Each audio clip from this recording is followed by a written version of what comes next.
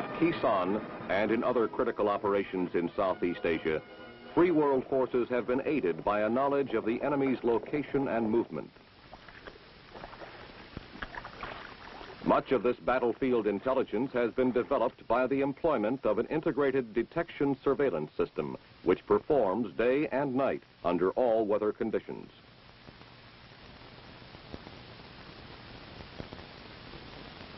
This system has enabled our forces to direct timely countermeasures against concentrations of enemy troops and supplies.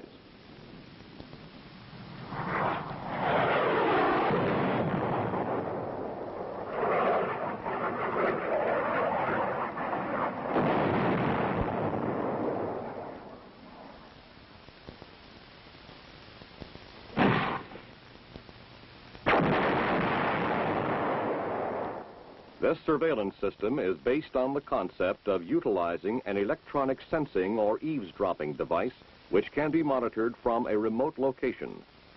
We are, in effect, bugging the battlefield.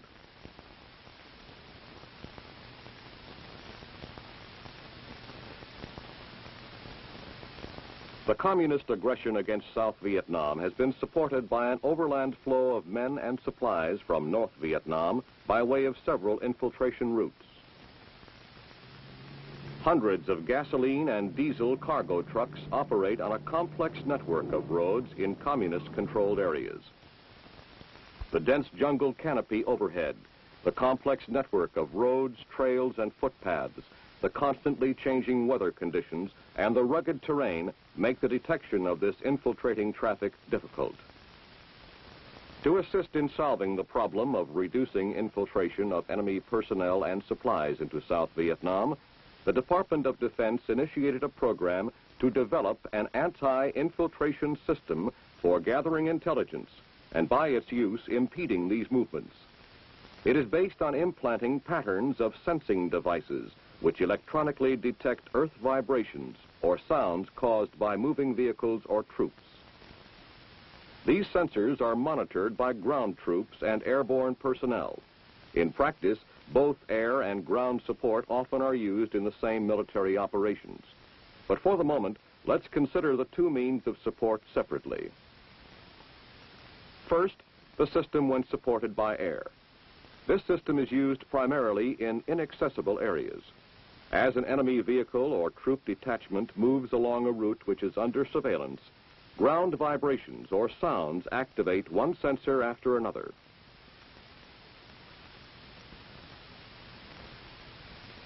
These sensors transmit identity codes and sometimes actual sounds of movement by self-contained radio transmitters to special manned or unmanned aircraft which orbit the sensor fields, monitoring the sensor transmissions.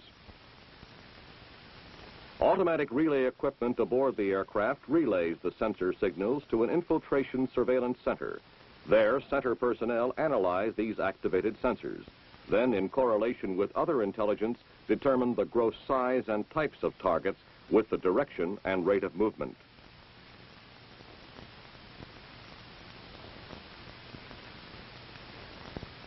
Once identified, targets are reported to the Airborne Command and Control Center and to Task Force Strike Operations, which assigns attack aircraft for a strike.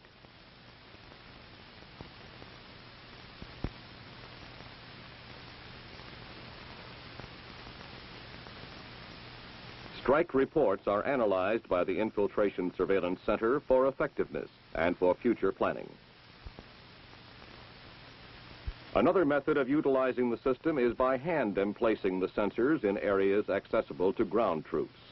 When ground vibrations or sounds activate sensors, the transmitted signals are monitored at ground sites by personnel using portable readout devices and relay where required.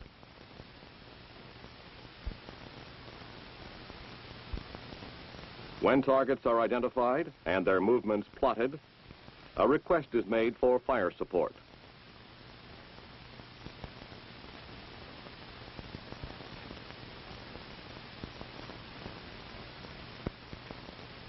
Air support also can be directed to attack the target.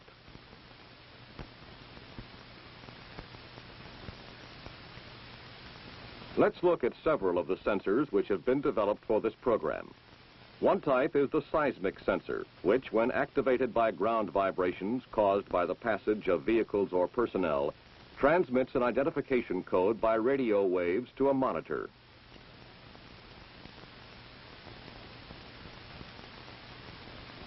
This, for example, is an air-delivered seismic intrusion detector, or ADSID. This detector, although designed originally for air delivery by fighter aircraft or helicopters, can be emplaced also by hand. It is a camouflaged seismic sensor, which, when activated by ground vibrations, periodically transmits a tone identification as long as the sensor is activated. This one is the Fighter Air-Delivered Seismic Intrusion Detector, or FADSID. It is a seismic sensor for detection of personnel and vehicles. It is capable of responding to commands originating from the Infiltration Surveillance Center or the monitoring aircraft. The commands can cause the sensor either to transmit activations immediately, store them for later recall, or reply to a status check. It is designed to fit in high-speed dispensers.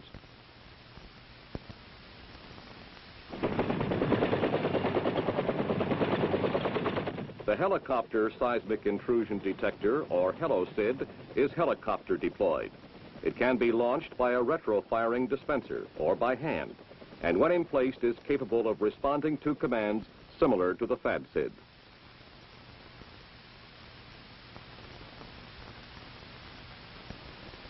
The ground-emplaced seismic intrusion detector, or GSID, is essentially an air-delivered detector which has been redesigned for hand emplacement. It is smaller in volume and weight than the ADSID, but has improved performance characteristics.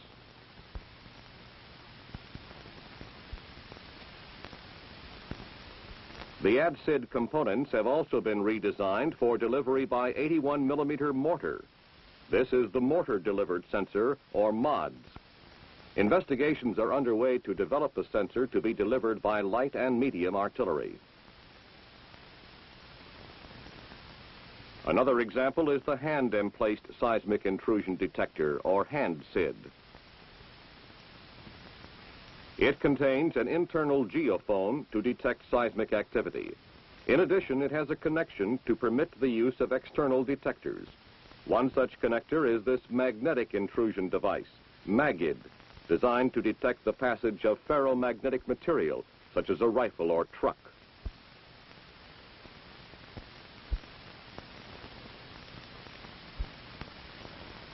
A later version, the Mini-SID, retains the same capabilities as the HANDSID, but with 1/2 the weight.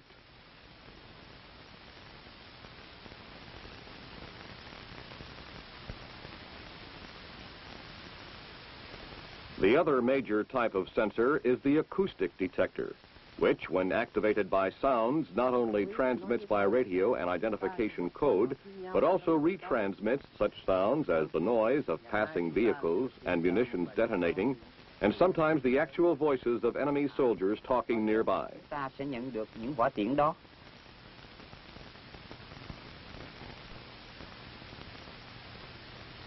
One example is this acoustic sensor called an Akuboy, used to detect sounds of personnel and vehicles.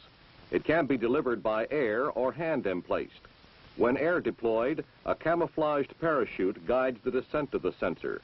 It is designed to catch in the jungle canopy, suspending the Akuboy above the ground to permit better sound pickup and to make it more difficult to detect.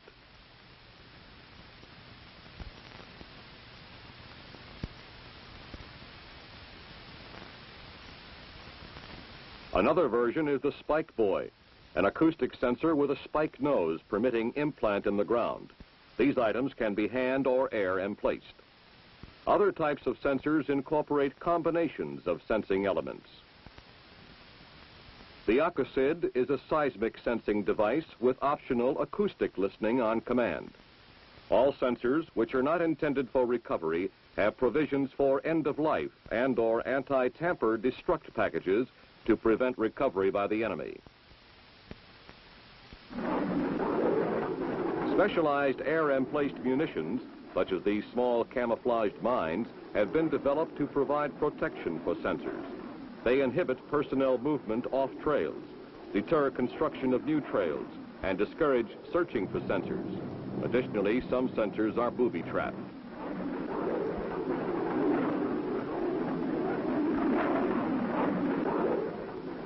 Other types of munitions are used along truck routes to immobilize truck convoys and to impede accompanying dismounted troops. As with the sensors, munitions have a predetermined end of life. This is accomplished either by self-sterilization or self-destruct.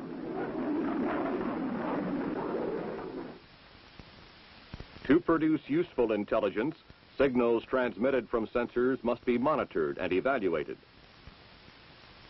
This aircraft is used in the air-supported system as an airborne radio relay station to retransmit sensor signals to the Infiltration Surveillance Center.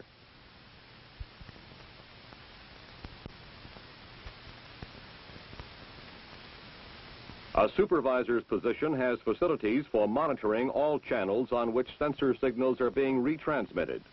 Selected signals can be recorded for later analysis.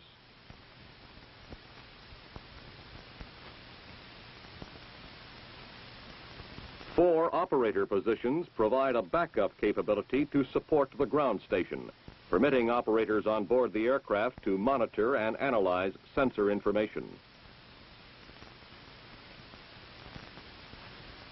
The Infiltration Surveillance Center provides the central point for planning, monitoring, and managing the air-supported system.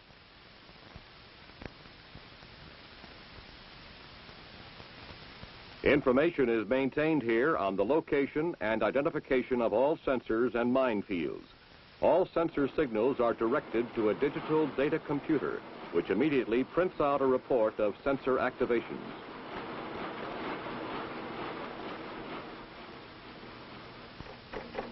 At audio monitoring positions, operators analyze actual sounds of enemy vehicles and personnel which have been transmitted by acoustic sensors and present a visual report on each signal. Target assessment officers plot locations of the sensors being activated and determine the direction and rate of movement of an enemy column, as well as its gross type and size. This information is correlated with weather reports and other intelligence information, such as known locations of rest areas and truck parks, to determine targets for strike action.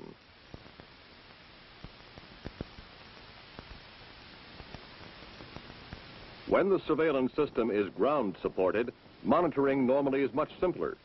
Each monitoring site often is responsible for an area within mortar or artillery range, and with sensors located in the general area of the monitor location. A portable readout device called a Porta-Tail has a self-contained very high-frequency FM receiver, a display unit incorporating telltale lights, and is battery-powered. The Porta-Tail registers identity codes from activated seismic and acoustic sensors and can receive actual sounds of enemy activity when used in conjunction with acoustic sensors. This device can be mounted and operated in a vehicle, aircraft, or small patrol craft using the carrying vehicle's electric power or the self-contained battery.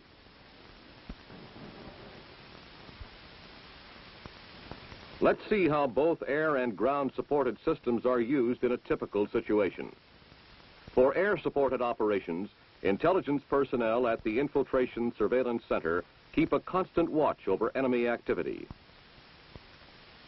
They plan the most lucrative locations for implanting of sensors and associated minefields.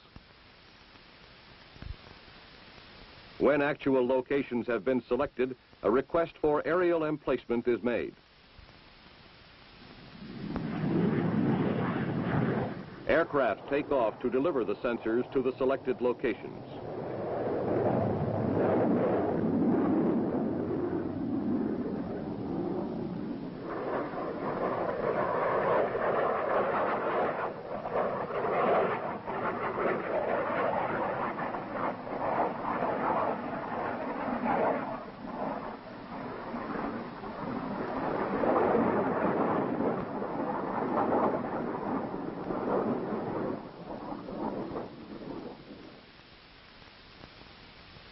After the sensors have been implanted and are in operation, actual sensor locations are plotted from photographs taken during the drop.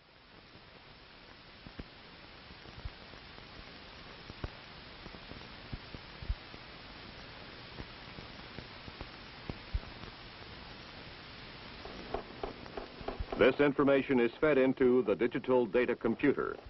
Then the air-supported system is ready for an interdiction operation. A North Vietnamese replacement unit is advancing southward, its dismounted troops infiltrating by a rather direct route into South Vietnam, as its supply convoys move down through another route.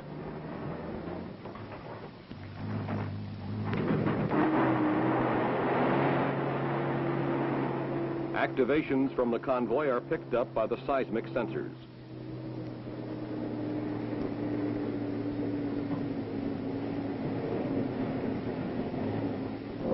These activations are transmitted to the airborne relay platform, maintaining its daily schedule in orbit 40 kilometers from the sensors.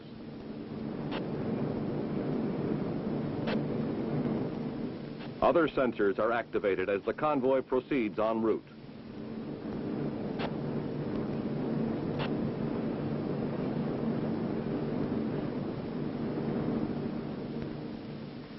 The detections can be passed verbally to an appropriate fire direction center or automatically relayed to the ISC for computer print.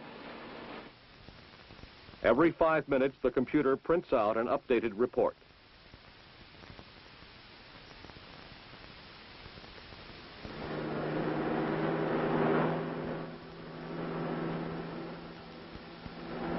As the enemy convoy passes each acoustic sensor,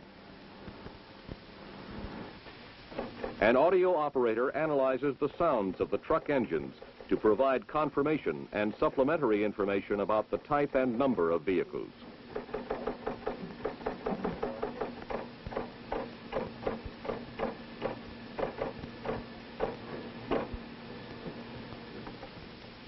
Output of the computer is rushed to the target assessment officer assigned to the particular area. Sequence 1 Niner appears to be moving at a fairly continuous rate. What do you make of it? About 18 clicks an hour. This computer report serves to confirm point-to-point movement, time, direction, and apparent size of infiltrating forces.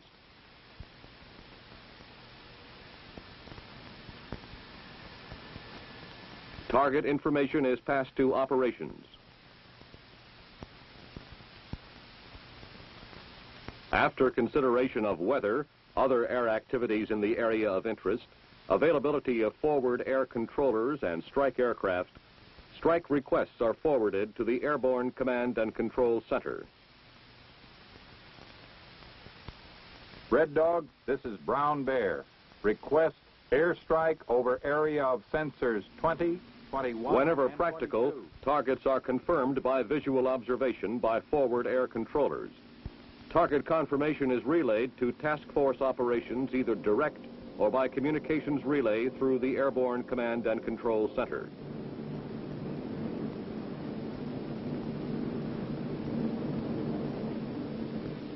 When a decision is made by a command and control facility to divert airborne aircraft, the ABCCC establishes radio contact with the tactical fighters and relays all necessary target information, type and size of target location, direction of movement, and so forth. The designated fighter wing is directed to scramble alert aircraft when an airborne flight is not available for diversion to strike the target.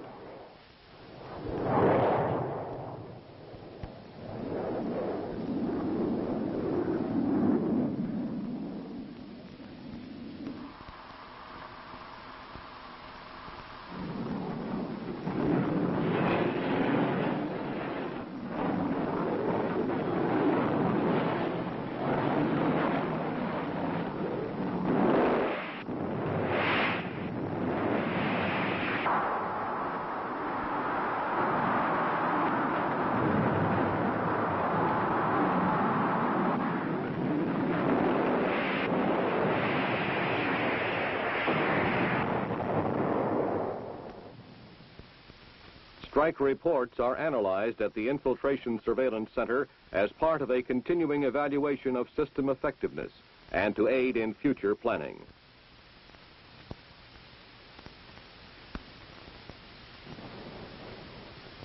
In a typical ground operation, intelligence reports have indicated the approach of dismounted troops of the North Vietnamese Replacement Unit toward Free World Force positions in South Vietnam. Positions for our infantry and direct support weapons are chosen to take maximum advantage of the terrain. Plans are made to implant sensors at probable avenues of approach within range of direct support weapons and within line of sight of monitor sites.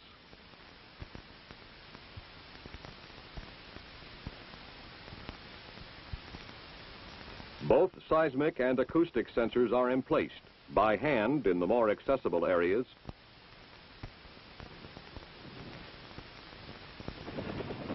by aircraft in the less accessible areas.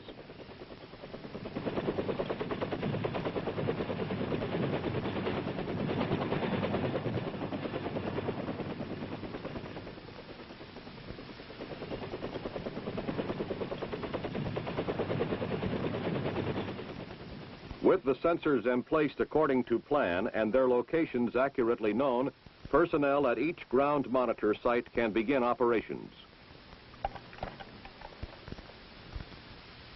We're all set at Bravo 17. Roger.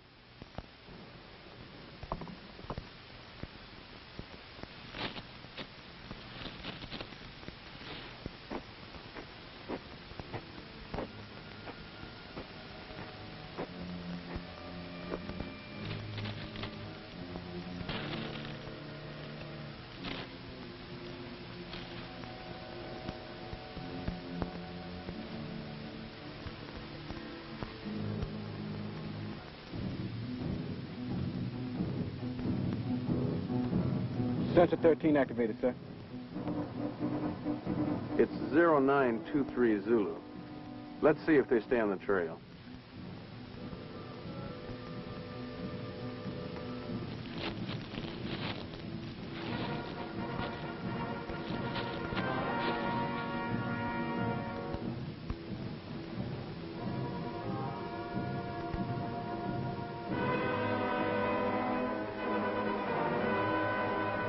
Here's sensor 14 up, sir. That's 0926 Zulu. I make it 3 minutes.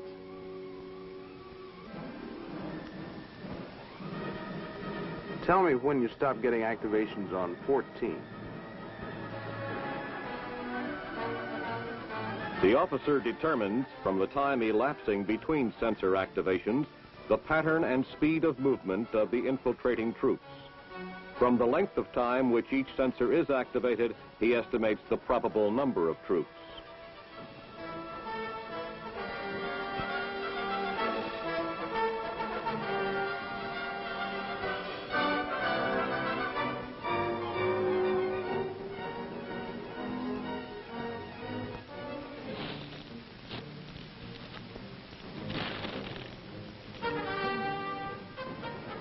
Sensor 15 is up, sir.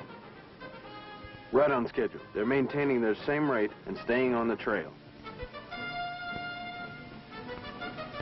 Let's get the Fire Direction Center on.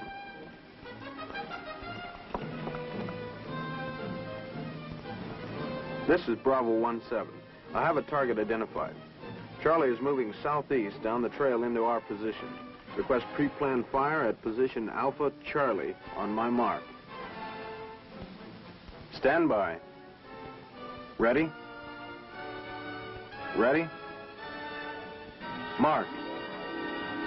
Fire!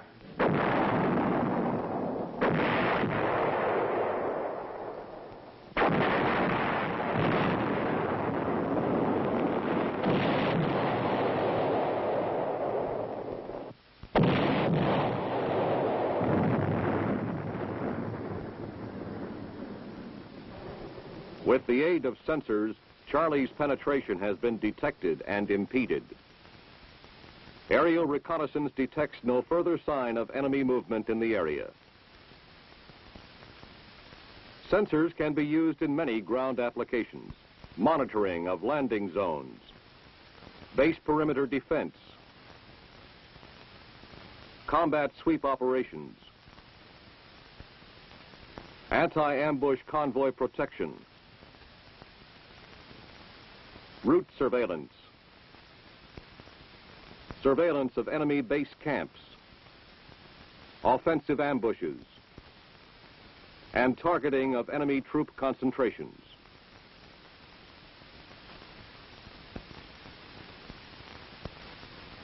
Larger, more complex sensor arrays can be monitored at major command data gathering points. An aircraft is used as an airborne relay platform. Sensor activations are relayed by the aircraft to a mobile surveillance center, which is co-located with the Fire Support Coordination Center and the Direct Air Support Center.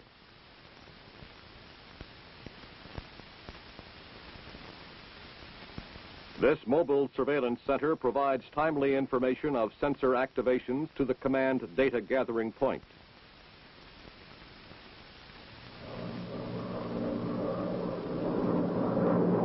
Other support is also available. This gunship contains a portatail, which is monitoring ground-in-place sensors in an area which is inaccessible to artillery fire. An enemy reinforcement column is bringing up munitions.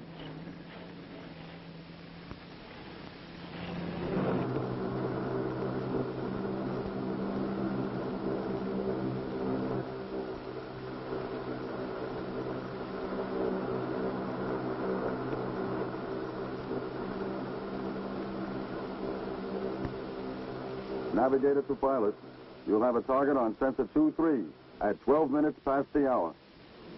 Roger. Take up a heading of 145 degrees. Your ETA is 1-1.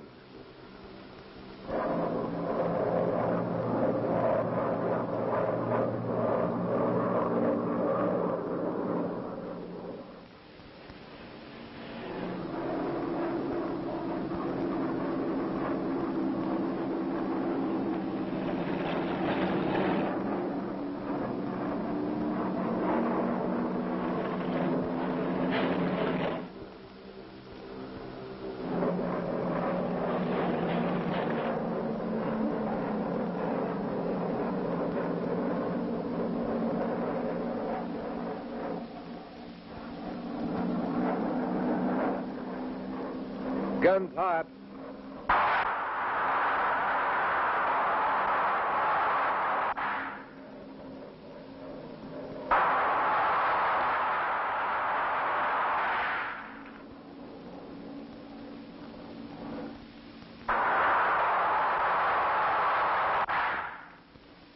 The elusive enemy has been located, stopped, and apparently badly mauled. Without the effectiveness of the integrated infiltration detection system, he might have slipped by our defense.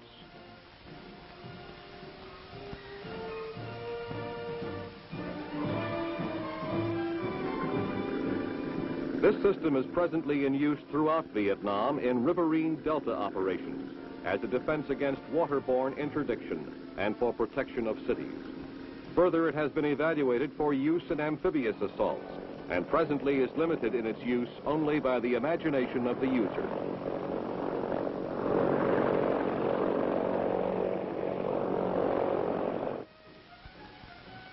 Future developments are aimed toward more and improved instrumentation. Meantime, all reports indicate that bugging the battlefield pays off.